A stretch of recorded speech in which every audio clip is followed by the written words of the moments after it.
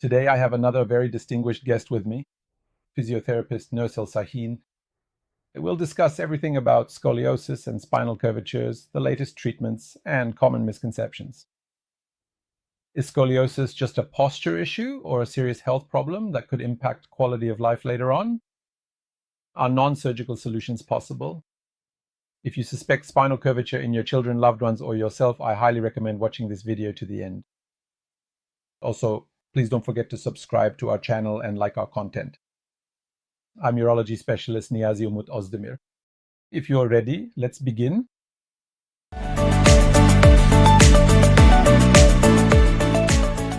Welcome, Nursel.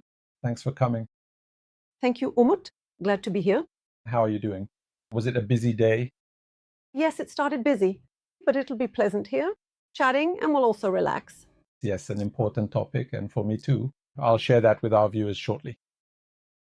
Now, you've been working on scoliosis, kyphosis, and posture issues for a long time, and you're also the manager and owner of a center considered a reference in this field. I've been following your work for many years too. It has a special significance for me. You're also my little daughter's physiotherapist. This problem had started with her too, the scoliosis problem. We had some suspicions, but with your help, the diagnosis was confirmed and we started physiotherapy. It's going quite well. The degree of curvature has decreased significantly and continues to do so. I expect that after some time, the positive results will continue to grow. I'm very, very grateful to you for this. Of course, I don't mind saying it from my side. Since this is a special and personal topic for me, I felt a particular need to discuss it. And so, feeling that discussing this together is important for both me and our viewers, I invited you. Thank you very much for coming. Thank you. And thank you for your sensitivity, because it's still a topic unknown to those who haven't experienced it. And it's increasing. Its frequency is rising. It's definitely increasing. That's why I'm thanking you, as a father who has personally felt and observed this, for wanting to address this topic. Yes. Now, there's scoliosis and kyphosis. These concepts are certainly important. Our viewers might not be very familiar, but I think we call these spinal curvatures. What is kyphosis? What is scoliosis? Let's start from there. Definitions are important, of course. So which patient has scoliosis or which patient is experiencing a kyphosis problem? What can we say about this? Well, actually, scoliosis, kyphosis, and postural disorders are not diseases. These are postural disorders, deformities of the spine. When we look at a healthy individual from the front for scoliosis, we see that their spine is straight. Similarly, we see it straight from the back too. That's how it should be. But in scoliosis, the spine curves by rotating to the right or left. It creates a curvature along with rotations. So in an S shape, what should be straight? It can be S-shaped, C-shaped, or deviate from the midline without being a full C. So a spine that is not on the midline and is curved to the right or left is what we call scoliosis. The spinal structure, which should normally be a straight line, starts to curve in an S or C shape. Some sources define scoliosis as being over 10 degrees, but of course we also care about under 10 degrees in childhood. If we talk about kyphosis, what do we normally see when we look at an individual from the side? A slight inward curve in the neck and a slight outward physiological curve in the back. We also see a slight inward curvature in the lower back. Here, kyphosis is the increase of the back hump, the back curvature. So it's actually commonly known as being hunchbacked. Hunchback is something easier to explain. Since hunchback is a common condition, could it be said that kyphosis is seen a bit more often? Well, kyphosis is actually seen more frequently in men as well. Yes, it can also be perceived as a bit of a postural deformity. So it can be explained like this. It's more common but more correctable compared to scoliosis if it can be noticed early before it progresses. We encounter it more often. Yes, so do these postural disorders and spinal curvatures stem from genetic factors, or is it environmental conditions? I mean, are they things that develop as a result of the sleeping or sitting positions of children, adolescents, or young people, or wrong practices? Well, the genetic factor is important, but it's not enough on its own. But of course, if there's a predisposition in a mother, father, or a grandparent, a parent, it's important to evaluate, notice, and observe the children a bit more in advance. Or if one of the siblings has it, it's essential to see and evaluate the other child as well. Nowadays, more than genetics, environmental factors, our lifestyle, we don't walk much anymore, we don't move much, school hours are long. There are phones and computers. We don't sit up straight. Or, everyone has their own room now, everyone retreats to their room. For example, what we observe most in our own patients is spending time sitting slumped in their beds or, game consoles, screens. These are actually like this. The spine wants movement while growing, Umut. So until the spine takes its final form, until an individual's, this is 14 or 15 in girls and 17 or 18 in boys, it needs to be in motion and balanced until it takes its final form. Of course, in the past, it was known as 2%. Scoliosis, maybe you remember from when you studied medicine. It was said to be at a rate of 2%, and you wouldn't see it much. Maybe you might not have seen it in your circle at all. It wasn't heard much, and its name wasn't a topic we heard about often either. Yes, but today, in 1 out of every 4 children, either scoliosis or Kyphosis. we see. The rate has risen a lot, and this is directly proportional to technology. But technology is not a bad thing. Using technology correctly and at the right time is important. Now, you just mentioned slouching. This has almost become a basic habit for young people and teenagers. I mean, we don't see children standing up almost, right? Yes, spending long periods, long hours in front of a screen, and slouching, of course, disrupts the front-back balance of the spine. It disrupts the fascia balance. This also paves the way for the formation of curvatures. Yes, you shared a nice cartoon with me. In the past, mothers, Their children, would make an effort to get them into the house. Now they are making an extra effort to throw them out of the house. Families, mothers, fathers. Consequently, all children have become addicted to phones. well, partly for security reasons, partly because it's easy for children now. A child who used to enjoy playing ball in the street is now looking at a screen, even if they're with a friend. They are playing through the screen. Even while socializing together, the phones are out. Yes. It's a bit of what we call sedentary behavior. Now, we only activate and socialize children if we take them somewhere to a sports activity or an event. We observe that this has some effect. Studies say this as well. Genetic predisposition and body structure might be important, but I guess it's largely environmental factors. And that has come before us in the last 10 or 15 years, as in many other subjects. Yes. It seems like a topic that has come before us. So when should one suspect scoliosis? Now, if there's a slight curvature, of course, detecting this might not be very easy for the family. They might not be very careful. Many people also sometimes can't attribute this kind of thing to their child. This sort of thing. Of course, a person can even censor some flaws right in front of their eyes. But in what kind of situation should families suspect scoliosis? Now, under normal conditions, it actually starts giving small signs in the early period. For example, there are different types. I won't go into that detail here. But in the case of what we call idiopathic, which constitutes 80 to 90% of the scoliosis and kyphosis cases we encounter, for instance, a baby starts crawling, but while crawling, an asymmetry might be observed by the family, or maybe they're dragging one leg more or using one arm less, or they're slouching when they're sitting. Later on, for example, during growth spurts, children can be overly flexible in the same way. Excessive flexibility can increase the predisposition to scoliosis. If they have above normal flexibility in their joints, if they struggle to stand straight, well, while growing up, that childhood period during the growth phase, neck angles, asymmetry in the shoulder blades when viewed from behind, differences in waist curves. Do they tilt their head to one side? Does it stay longer on one side, The shoulders, both shoulders should also be parallel to the ground, right? Both of them. Of course. Any asymmetry there when viewed from the front, asymmetry in the spine or the curve of the lower back, these are probably early warnings. The gluteal fold, and then asymmetry in the breasts when viewed from the front, in the nipples. It doesn't matter if it's a boy or a girl, or the belly button being more to the right or left, or when they're standing straight. Our child's hip being closer to one arm and further from the other arm. All of these actually, or they're slouching when they sit down. The head already responds in this way to see ahead more easily. All of these can actually be signs of postural disorders or curvatures.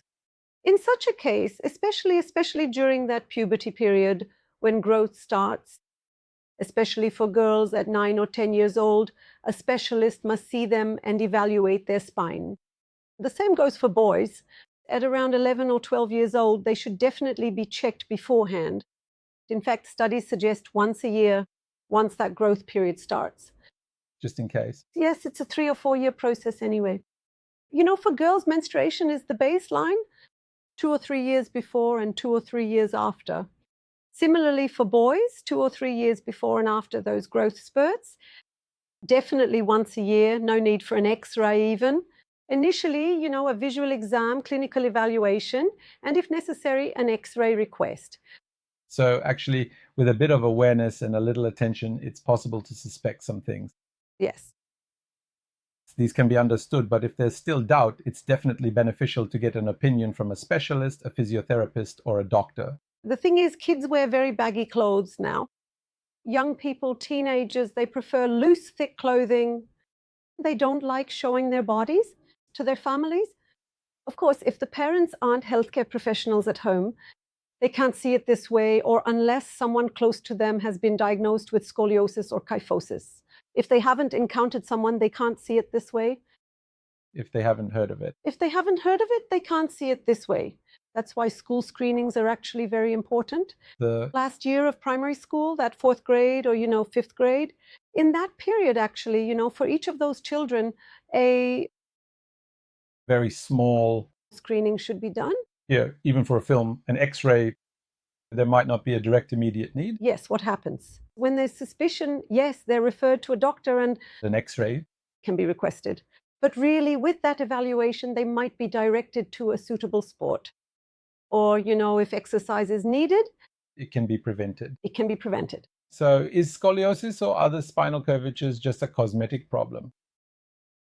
I know it's not, but is there a possibility of this turning into other health problems, maybe orthopedic or other health issues concerning internal diseases? Of course there is. Now, in small curvatures, it doesn't matter much, of course, but if the curvature can't be prevented, if it progresses, if it can't be stopped, it narrows the rib cage.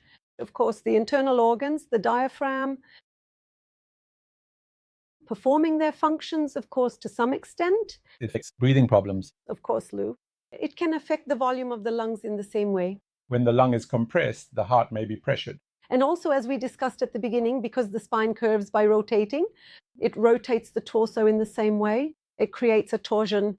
This also, of course, prevents the healthy functioning of internal organs in advanced curvatures. That's why, when the degree progresses, surgery might be necessary. Or in curvatures in the lumbar region, the lower back is made more vulnerable. Well, it can pave the way for problems like slippage, vertebral slippage in the lower back, or disc herniation. It's quite important. So this issue isn't just a simple single curvature, because it's a situation that could affect everything, from a person's lung health to heart health to other internal organs, breathing, maybe sleep patterns. Everything. Maybe a situation that could cause herniations later on. Absolutely. Anyway, before the age of 20, it doesn't really show itself with pain. But in later years, there's pain caused by the body being asymmetrical, the musculoskeletal system working asymmetrically, like while standing, like a shortening in the duration of standing. Getting tired quickly. These also, of course, follow hip problems too. Of course. Because, the biomechanics are actually very different. Sometimes, we even say something, we say, you have to look from the feet to the top. Well, sometimes scoliosis affects the gait. Sometimes the gait affects the knees, the hip, the spine. That's why actually the system from top to bottom, sometimes it can actually cause clinical problems, almost like a chain reaction in the body. The foot strike position affects the knee position. The knee position affects the hip position. So maybe arthrosis at an early age there too. Degenerations can develop, right? Yes. Now, we put more load on the limb on the side where scoliosis occurs. Yes. It's on the leg, the knee, the foot, whether like it or not. Yes. Of course, that side degenerates faster and has angular deformities of the joints. And this, in later years, the degeneration triggers it. It's a problem far beyond that. Yes. That's for sure. So there's a reason we're trying so hard to fix it, right? There is, but for an individual at the beginning of their life, now we shouldn't just think about today. They're 10, 20, 15 years old. I mean, they have 80, 70 years ahead. When you think about human lifespan, there's no guarantee it won't progress. Generally, they say, it's also in the literature, once puberty ends, once growth stops, scoliosis stops, that the spine deviating from the midline doesn't stop, it continues to increase, that it can only stay stable or try to decrease during our dynamic energetic periods. But besides that, current literature shows it tries to increase again with osteoporosis, age, and degenerations. Maybe it might not be felt much in middle age, and there's old age. In old age degenerations, meaning wear and tear, early age wear and tear will emerge, of course. Absolutely. And pain, yes, it's not a defining factor in adolescence, but as age progresses, pain also will be added. Well, it's also somewhat related to our topic. The pelvic floor issue is also important. It's important for urination, defecation, sexual functions, and reproductive functions. Could it also be putting an extra load on the pelvic floor, of course? Of course, it also affects the pelvic floor. It affects urination and defecation. It affects the urinary system. Namely, in advanced lumbar curvatures, it affects everything from urinary incontinence to stool, even constipation problems. It can cause them, by the way, stool problems like frequent emptying, or I don't know. It can sometimes cause trouble during the pregnancy process. The lumbar region, exactly thoracic region curvatures make the spine more, vulnerable as the center of gravity shifts, and these curvatures become a disadvantage. Like this in the pelvic floor. Of course, even if our body isn't 100% symmetrical, our musculoskeletal system is as symmetrical as possible, even if the dominant side changes it a bit. These curvatures negatively affect the entire system. So it's not just the pelvic floor or urinary system, the whole system is negatively affected by this situation. So even up to pregnancy in the future, chain reactions can be seen from potential problems during pregnancy to various issues that can occur with bowel and bladder movements. So do we diagnose this scoliosis just by looking at it, or do we feel the need to take an X-ray? Or who do we take X-rays of? Or which types of imaging do we prefer? Well, at a young age, yes, by looking if there are small asymmetries in the spine, of course, we have different tests, like the forward bending test we call Adams forward or side bending tests, to see if there's rotation in the spine. If it's mild, sometimes we don't request X-rays for young children.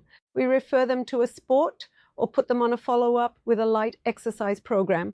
But if we observe a serious rotation and curvature inside, then, to confirm our opinion, of course, an X-ray is requested at the doctor's discretion. And of course, for the purpose of showing it clearly to the family. Taking an X-ray might be necessary to show the progress, the current situation, and for follow-up purposes. But of course, we shouldn't request it too often. After all, even if it's not very strong, it's radiation. And considering they might have it several times during growth, we need to keep X-ray requests to a minimum. These aren't films taken every week or every month. It's taken once, then maybe a few more times during the follow-up process. But could there be a need for other imaging like CT scans or MRIs? Well, I also want to mention this. Also in children or adolescents with excess adipose tissue, that tissue can hide the spine. In overweight children. It's hard to tell. Yes, it can be hard to tell. To avoid missing the curvature inside and to be sure requesting an X-ray would be the right choice. Like if inside, if there's a problem more related to the spinal cord or a neuromuscular issue, or if surgery is planned, then more detailed examinations like MRI or CT scans, of course, the doctor. Maybe if a hernia is suspected even in a child, right? Of course, yes, then those can also be preferred or requested. An MRI can certainly be done. Well, these school bags unfortunately become a very heavy burden for children. There are many classes, and for each class, there are 3 to 5 books. Children might want to carry them all together to avoid making a mistake. But can these also cause the development of kyphosis and scoliosis? Well, of course, families sometimes ask this question.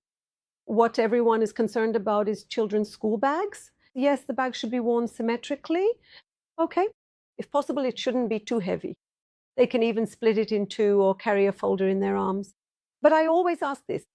We also carried very heavy bags. Let's go back to when it was 2% for scoliosis. It was 2% back then. I mean, kids don't carry bags anymore. From the shuttle to school, from home to the shuttle. It doesn't seem very decisive. It's not very decisive, actually. As much as we blame it. Decisive? It's not. But, well, they carried the bag, came and put it down. After that, staying in front of a screen for hours with that posture is a bigger problem. I mean, the things we do while walking don't affect the spine negatively. Well, kids don't walk for miles from the village to the hamlet like they used to. They leave their classrooms and get into their shuttles or cars. Carrying a load for those few minutes shouldn't be a big problem, I suppose. Now we use elevators all the time. We live in apartment buildings, of course. We hardly walk anywhere anymore. We even rejoice if our child walks without crawling. Actually, all of these things you mentioned are very good activities that balance and align the spine. Crawling has a purpose too, doesn't it? Even evolutionarily. Cross activity, definitely. Coordination. Balance, coordination, of course. Cross activity is a very necessary activity for the spine to achieve symmetrical and cross balance. That's why let the child stay active and carry a bag, but of course carry it symmetrically. I mean, can we also say that forcing a child who is trying to crawl to walk immediately might not be very healthy, I guess? Yes. They will walk when they feel ready anyway. Exactly. Let them crawl as much as they can. Of course, a crawling baby looks very cute to me too.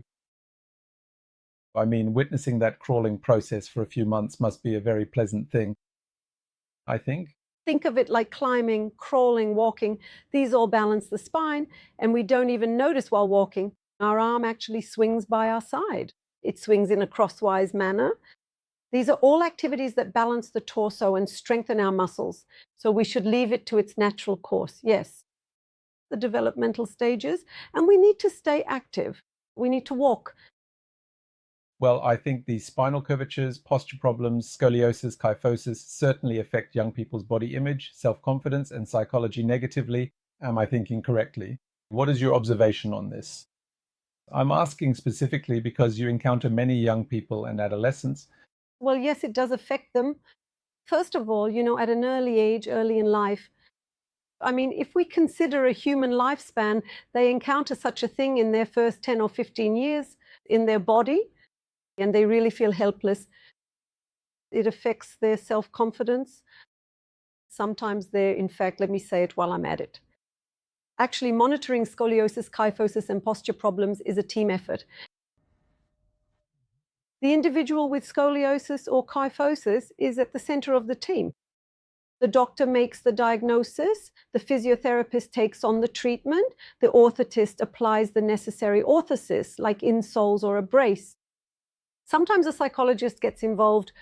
In cases like these, where we think the child's self-esteem or psychology is negatively affected, or where they can't cope on their own, a psychologist steps in. And sometimes, if the child is overweight, a dietitian can also get involved. And the family is, again, the most important member of this team. An indispensable part of it. The absolute essential. Exactly. I mean, of course, our children's psychology is affected, their self-confidence is affected, but I observe some of them. While some can wear their brace even over their t-shirt and carry it, others might not even let anyone know they've been wearing a brace all year. Of course, they are affected. But here, the family stance, the therapist's stance, the physiotherapist's stance and approach, these are very valuable. And of course, these bracing processes aren't things that go on forever. Exactly, lasting a few years. Of course, where it starts is important. If it started at age 3, it takes longer. But of course, if it's during adolescence, it can last a few years. But the approach is very important here. I mean, rather than it progressing to the surgery stage, right? These are much, much more acceptable things, actually. Along with this discipline, if you can show the child where they'll end up with what they'll do, if you can explain the goal and that change in their body, that everything can actually go well if it's done, then of course they look at it differently. I also observe this. I observe it from my daughter too. I mean, she sees for herself on the X-ray that the spinal curvature there is improving. Yes. Now, of course, one purpose of taking an X-ray is the angle, to see how much the angle is improving. Biofeedback. Biofeedback. Observation. The child sees it too. I mean, when they compare the previous film with the next one and see that their effort or struggle hasn't gone to waste, their motivation increases. Maybe that need to hide, it can also decrease much, much more. In fact, I always say this to the children who come to us. Like, yes, I see some asymmetries in your body right now, but I'm a physiotherapist. That's my focus. And exactly, and this is my field of work anyway. I'm the one seeing it. I mean, your friends don't see you like this at the sea, in the pool, or wherever. Sometimes just saying that relaxes them. Because, I mean, imagine you're looking at a young person's back, turning them around and around. Sometimes you voice their asymmetries out loud. You talk to the family. As if it's a flaw. I explain that these aren't flaws and can be fixed. For example, I really love giving this analogy. I'd like to mention it here as well. I'm sure you've seen a plant before. In flower nurseries or landscaping, they shape the plant while it's young, like in a cage. Then it grows into the shape of that cage. So what we're doing now will shape it. Our body is neither solid, liquid, nor gas, but it's a little bit of all of those. When you say that with long-term discipline, the right protocol and perseverance, the result will be great. You also need to give a child a vision. I mean, we're not just correcting the spine. We're making you a much healthier individual. We should also say we're investing in spinal health, that things will be better in the future. Yes. Better. Later years. If they actually know how they'll look, they'll be much more interested and engaged. Of course. All right. Scoliosis therapies are specialized treatments. As far as I know, there are methods like Schroth. I don't know exactly what it entails, but what's the logic behind these exercises? Or what do Schroth exercises actually mean? Let me explain it this way. In scoliosis follow-up, we first set the protocol with the team I mentioned. Our doctor makes the diagnosis. Is the scoliosis or kyphosis surgical or not? It's not. Then, of course, it's observation and follow-up. I suppose if there's a significant angle, right? I mean, if there's a very extreme abnormal angle. If it's under 20 degrees, then yes, exercise. But if it's during puberty or adolescence, we might take initiative even at 18 degrees. By using a short-term brace, you include bracing in the protocol. Actually, it's exercise plus bracing and surgery. Those are our protocols. Age, the degree of curvature and rotations matter. What does the body need? Understanding this and the chance of progression is key. We determine our protocol based on that. I'd also like to emphasize this. It's not just about curvature. There's also rotation, as you mentioned. That's also a dangerous situation, isn't it? Yes, if there's scoliosis, there's always rotation. The spine twists as it curves to create scoliosis. The spine doesn't just shift sideways, it curves by rotating. And with that, there's already torsion in the torso. Rotation develops, and that's how scoliosis is defined. Scoliosis can't be defined as just a side curve. The spine rotates. Specific exercises come into play here in the exercise protocol. For young individuals, we use Pilates-like methods for stability, but not necessarily like a reformer. After all, Pilates is already an exercise module, and it's the main module for us physiotherapists. We can call everything Pilates. We can even say that for all exercises. It varies according to age. Now, the exercises we call Schroth are breathing, three-dimensional exercises, and can be applied after age 7 or 8. Until that age, considering and observing that the individual, the child, has a stabilization problem, we start with more clinic-like, more balancing, more cross-body exercises. Yes. Some exercises within Schroth that don't involve breathing exercises can be applied. But Schroth, by the way, yes, while Schroth is the most well-known, the most famous, is actually the German Schroth exercise. Yeah, sure. What we call ISST, but there's the Barcelona technique. Likewise, a Schroth module. There's the SEAS technique. There's Lion Dobomed, FITS. So there are actually many modules we use for scoliosis and kyphosis. Among these, yes, the most well-known is Schroth. And it can be applied very well after age 7 or 8. And the results. Yes, we can apply Schroth. Is it once or twice a week here? How does the process go in general? It varies here according to age, curvature, and need. Sometimes this also determines it. Like your curvature is 30 degrees, you need to come 3 times a week. One shouldn't say that. Sometimes they come from out of town or from a few hundred kilometers away. Naturally, they might not be able to come. The fatigue from the road, whether it added a plus or a minus to the curves, these also need to be evaluated. Actually, this completely changes with the feasibility for the person and the family. Sometimes even once a week, but you also teach the person the exercises themselves and ensure they do them at home. Sometimes twice a week, sometimes 3 times a week. Sometimes, since the individual can't do it at home at all, they request to come themselves. This actually Personalizing it. needs personalization. Exactly. Exactly. You plan it for the person. But as in any treatment, continuity is important. Yes, and being able to do it is important. In a center or at home, it doesn't matter. The important thing is to learn and do it correctly. It's also obvious that we progress faster to the extent they do it correctly. Of course, of course. And then there's the issue of corsets. So now, there are physiotherapy sessions applied in physiotherapy centers. There are some studies that the individual child or adolescent should do at home, exercises they should do on their own or with family support. And then there are corsets. Why is a corset necessary? Now, if it's a progressive curvature, considering the age or the degree of curvature presented to us, we sometimes get support from a corset. The corset alone is not enough either. We need to maintain spinal flexibility with exercise and correct it with a brace, or to put it simply, to mold it. We use both of them together. So just using a brace alone and expecting it to go away wouldn't be very wise. No, exactly. It doesn't work. Because along with exercise, it's necessary to support lung volume. And proper breathing. Yes, it's necessary to create cross-activation. It's necessary to support the fascia.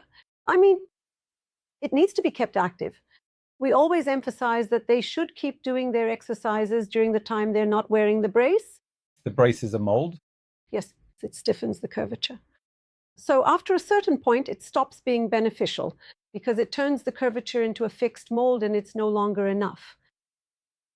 So the brace can be worn at night and it can be worn during the day. Is there a specific duration for that as well? Well, actually, this is completely personalized again. For cases of scoliosis and kyphosis that we see at an early age during childhood, we naturally don't want them to wear it for long periods, so as not to negatively affect the development of the musculoskeletal system, the lungs, and the internal organs. Since they're already flexible enough, even wearing the brace part-time can support them. We want them to be active during the rest of the time. But sometimes when we're faced with a significant serious curvature right in the middle of puberty, we naturally want them not to take off their brace for more than 22 or 23 hours a day. And when they do take it off, to do their exercises, take care of themselves, and then put it back on. This brace is also custom designed for the individual, right? Of course. We don't have a brace like that. No, it's completely three-dimensional. It's made with personalized scans and measurements. The brace for every curvature and every individual is different. Every curvature is different because they're distinct. And first, is there a need for a brace? Should a brace be in this protocol? In this person's protocol, a brace? Yes, is it a necessity? We question this. When it's necessary, and if we're considering the risk of progression, then we follow up with the brace along with exercise. Yes, children can sometimes struggle at this point. I suppose in accepting the brace, I guess special duties fall on the families here too, right? Absolutely. Sometimes it happens that at 40 degrees, we decide on a brace and exercise together with their doctor. We reduce it very well because the family is very disciplined. They support their child very positively. But sometimes it happens. 25 degrees brace and exercise, we push and push. It doesn't budge. The family is very emotional. They can't even accept their child wearing the brace themselves. First, they themselves need to accept it. And the child, of course, is affected by this situation. Exactly. So actually, as I said, it's about the members of that team reaching an agreement for the child or the individual with scoliosis and everyone fulfilling their part to carry out the follow-up. Family accepts it. Exactly. Absolutely. Of course, I'm sure you talk to the families as well. I mean, If this isn't corrected, health problems that may arise in the future could become much more unmanageable and lead to dangerous consequences. There's also a sensitive point like this. Yes, the curvature reached our goal, it's corrected, and whoosh, we took off the brace. Something like that isn't possible either. We can't take off the brace as quickly as we put it on. It's necessary to proceed by reducing the hours step by step. One must proceed by increasing exercise hours, increasing the hours of exercises done at home or at the center, and reducing the brace so that the curvature doesn't return again. So neither the physiotherapy process nor the bracing process are things that can be stopped suddenly, just like that, or the exercises. Some things will have to become a way of life. As we finish up, we try to support it with sports and guide them toward a suitable sport. That's preparation for stopping. Preparation for stopping. So, of course, all of these need to be together.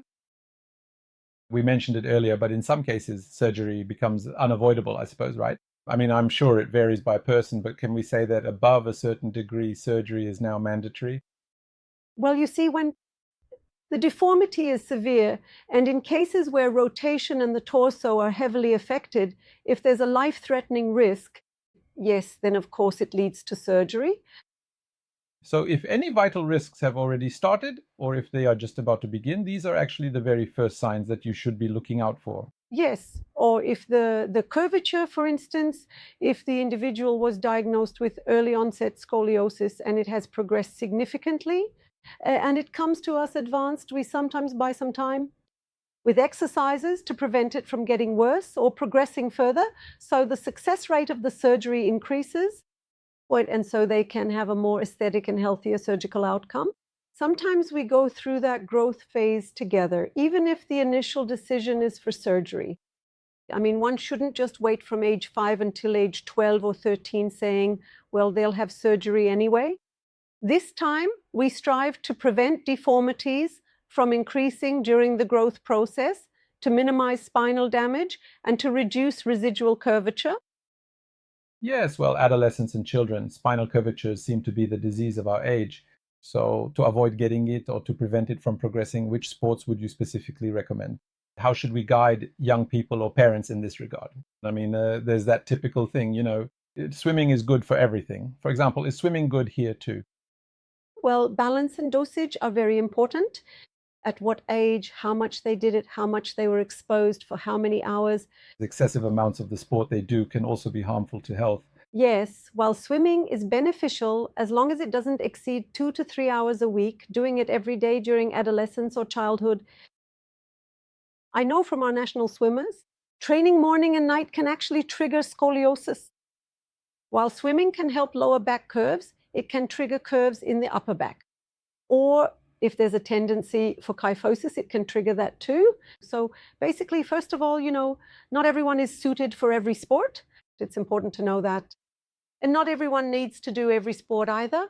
That's also important to know. Sometimes, well, we all at one point, gymnastics, ballet. Everyone did gymnastics, everyone went to ballet. Everyone's child went to ballet. Sometimes, the dosage is very important.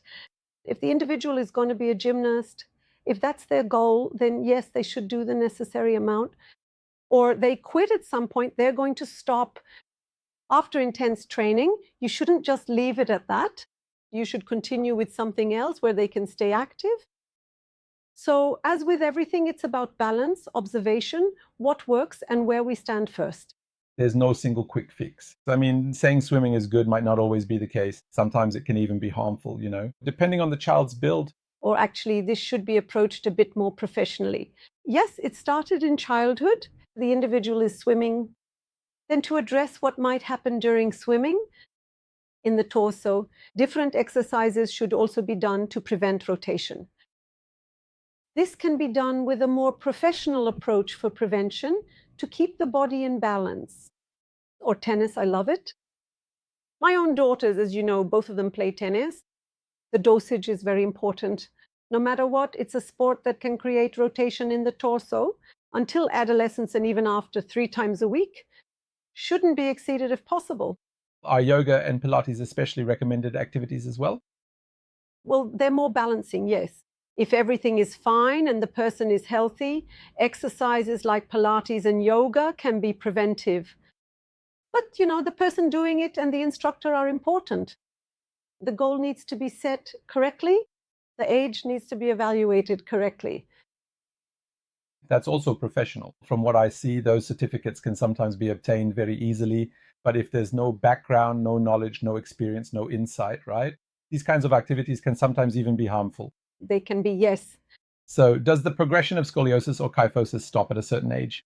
Or, as we mentioned, does it tend to increase again after a certain age with degeneration? The age at which the diagnosis is made is very important. If the diagnosis was made at a young age, of course, in the early stages, as the spine grows, it tends to curve more rapidly. So during this period, it's necessary to prevent it, reverse it, and apply whatever the protocol is. But during a person's active years, in the post-adolescent period, it can certainly be more stable. But in later years, after 20, if we have a desk job, if we're not very active, if we can't exercise enough, Profession, life conditions, osteoporosis, small degenerations already start after the 30s. After that, it can see an increase again. But you can't say a spine deviating from the midline will never increase. So it will tend to increase. It will make its own compensations because we don't see anyone who has a slight curvature and it just stays like that. The spine curves, it creates a second curvature because it always tries to shift the center of gravity to the middle because it doesn't just stop with a single curvature. Yes. It's entirely up to the individual. Saying it'll increase for you but not for you would be very wrong. It's very much related to that person's living conditions, standards, outlook on life, energy, how active they are, and their profession. My son or daughter is 16 or 17 now. They have a curvature. Let's just accept it or let them live like this. That's not very wise. No. It's not, because there's more to it later on. Other different problems can also arise further down the line. The exercise they need, whatever exercise is appropriate, should be in their life. It should be able to change from time to time, but there must be exercise in their life where they balance their body. If there's scoliosis, we feel the need to do something regardless of age, right? Yes. We don't just leave it to chance. You definitely shouldn't just leave it to chance. I guess that's the most accurate message. Exactly. Now, I believe you also go to schools. I assume you participate in some screenings in schools as well. Yes. What are your observations? As you mentioned earlier, the frequency is increasing. How do the children feel when they hear about it? What do families and teachers think when they hear about it? Now, as a social responsibility project, my team and I conducted screenings. I won't mention the names of the schools here. And in the screenings, this is what I saw most, Umut. During the screenings, I also questioned the children's screen time. How many hours a day do you look at your phone, computer, or game console? What sports have you played up until this age? At what ages? Like how many hours a week? When I evaluated these as well. The results are probably surprising. Yes, like this. Screen times are very high. For active children, the screen time and the active time balance each other out. They might not develop a curvature, but in sedentary children with more static activities, the body naturally tries to increase the curvature more. We had also spoken with psychologist Ms. Melton. We talked about this social media issue at length. We even did a program here. In fact, I'll share the link in a bit below. How everything is so interconnected. I mean, our body structure, our bad habits. And this isn't just about children either. I mean, adults have also become social media addicts. So the child actually copies whatever they see to a large extent. Now, once the spine has finished developing, if it developed straight, meaning an individual who's reached age 20, if it's perfectly straight with no kyphosis or scoliosis by then, the spine won't easily curve after that. But what can happen? Well, if they lean forward too much, or if they have a screen-based job or a desk job, it causes straightening in the neck, like persistent back pain and postural imbalances. Yes, exercise can be enough for this. Massage can help, or if they're active and play sports, those can suffice. Of course, it's not like the spine can never curve once we're grown. Traumatic events can occur, like accidents and such, or a person might face rheumatological issues. These things can certainly trigger it all over again. But other than that, if the spine developed healthily, it doesn't just curve. Right? So yeah, that phone and tablet addiction in children is probably an issue that needs to be addressed. Absolutely. I mean, it should be kept under control and children should stay active. Banning it doesn't really lead anywhere, of course, but control and duration are certainly important. Sure. Well, you need to limit the time spent. I emphasize this a lot to my own daughters at home or to any individual with scoliosis who comes to see me. You know, the things you do until age 16 or 17 will be things you carry in your body for the rest of your life, their effects on your body. Yes. I mean, of course, there will always be phones in your life. Maybe you'll have a tablet on your desk, a computer, or a gaming console. Technology is constantly advancing anyway. We don't want to cut you off from it. We just want you to use it correctly at the right time for the right duration and to keep your body more active and so on. When you explain it like that, the individual can actually understand. Even a child can understand this. And there's no going back from those years. I mean, that's an investment too. So when you make a negative investment, a bad investment, its negative consequences will surely reflect on your entire life. Absolutely. So what should we say to families and even teachers from here? I mean, if we want to give a message, what should they watch out for? What should they do or not do? What would our messages be? They should observe their children's bodies carefully. The slightest asymmetry, the smallest thing we mentioned earlier, let me even state it again here. An asymmetry in their shoulders, in the angles of the neck. Are they tilting their head to one side, like when viewed from the front, in the chest, the belly button, or the hip being closer to one arm when standing? Yes. Or an asymmetry in the shoulder blades from behind, or when they see a truly obvious curvature? They should definitely consult a specialist. Symmetry is important here. One needs to look at the issue of symmetry somewhat objectively. So it wasn't just superficial or a minor thing. Yes. It's really about observing children in front of a mirror, isn't it? Shoulder levels, waist spine angle, hip level, and so on, shoulder blades, right? Paying attention to these things. Does one foot turn inward more? Does it turn in or turn out? Yes. Are the nipple lines at the same level? These are really very important. You absolutely must make sure to check them. Well, not every single month or every week, No. but parents should make sure to check every 6 to 8 months or even during the crawling stage. If they notice any kind of asymmetry, they should definitely take their children to see a specialist. Most important. Yes, keeping them active is very important because children take us, their parents, as role models. So while you want to limit your child's phone time or screen time, if you do it in front of them, very often, your limitations aren't very effective on that child. Of course, absolutely. You should keep them active. Children see, children do, as they say. Children are great observers, so they don't miss it, of course. Yes, if parents exercise, the child doesn't stay away from sports at all. But of course, when parents do nothing and you take the child to sports, the child might refuse to exercise. It doesn't click because it doesn't make sense in their head. Exactly. These are important. They should follow their development correctly. Because recent studies show vitamin D deficiencies underlying scoliosis. Then the desk where they study, meaning desk and chair levels, are very important. Or, I don't know, they should observe their children. Sometimes I notice this.